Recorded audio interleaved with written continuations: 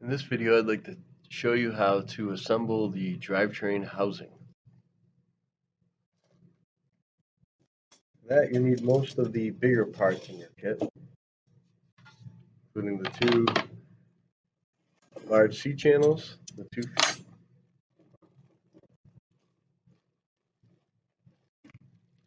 and you also need 4 bearings.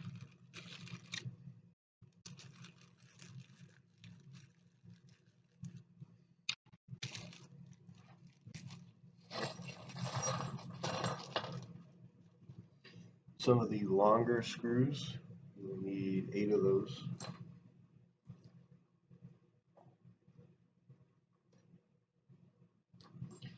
Or if you did get bearing rivets in your kit, you can also use rivets. This is called a push rivet. As you push that pin through, the back expands and it holds it tight. So we're going to start off by taking a C channel, holding it so that the C is facing away from you. You're going to count 5 blocks, 1, 2, 3, 4, 5. On the 6th one, you're going to start your bearing. It's also going to be 1 down. I'm going to use the push rivets just for speed.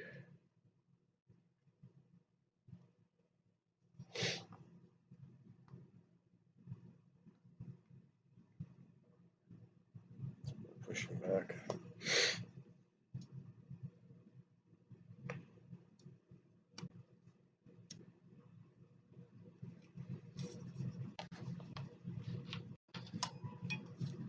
And then I'll take my second C channel. This time I'm going to face the C down away from you again. And I'll flip it over, and on the back side, 1, 2, 3, 4, 5, I'm going to get it to match up.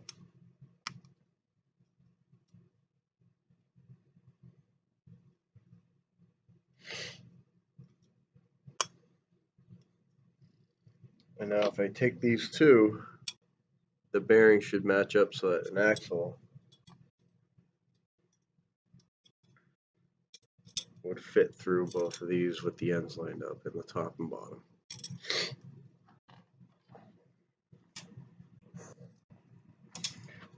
Now I'm going to take my next 2 bearings, I'm going to skip 1 spot, and then I'm going to place it right next to it.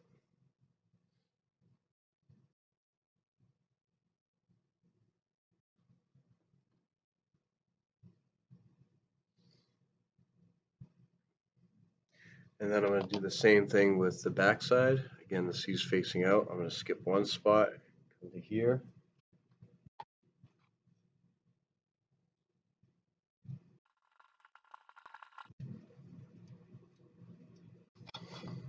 And now my bearing should match up on either side. And again, if I had an axle, I could push that through the back or the front. So next I'm going to attach the feet. So I'll grab one of these pieces. It could either look like this or maybe a C channel.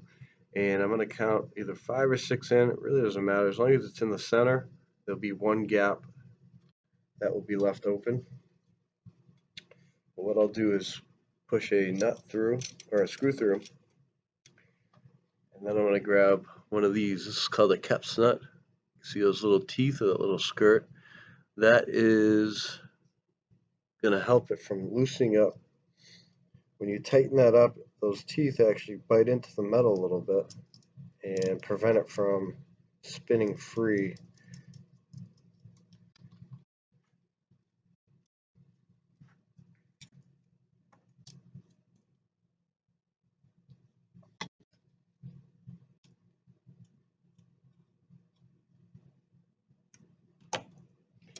Now, a more common way of tightening up a nut and a bolt is to use what's called a lock washer. So this is a washer that's been cut and it's actually been bent up, and because it's made of steel, when this gets compressed, it pushes together against usually another washer or the surface of whatever you're attaching. And when it's compressed, it puts tension on the nut and bolt so that it won't pull apart as much. The other,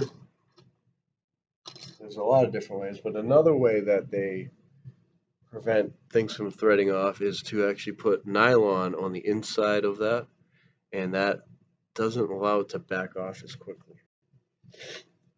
But for what we're doing, the catch nut should work pretty good.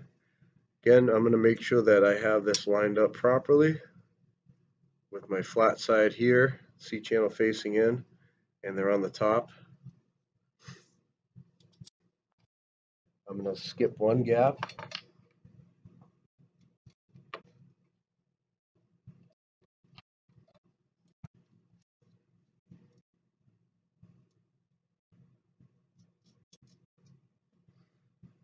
Okay, tighten that screw up. Go ahead and grab my wrench, snug it up a little further.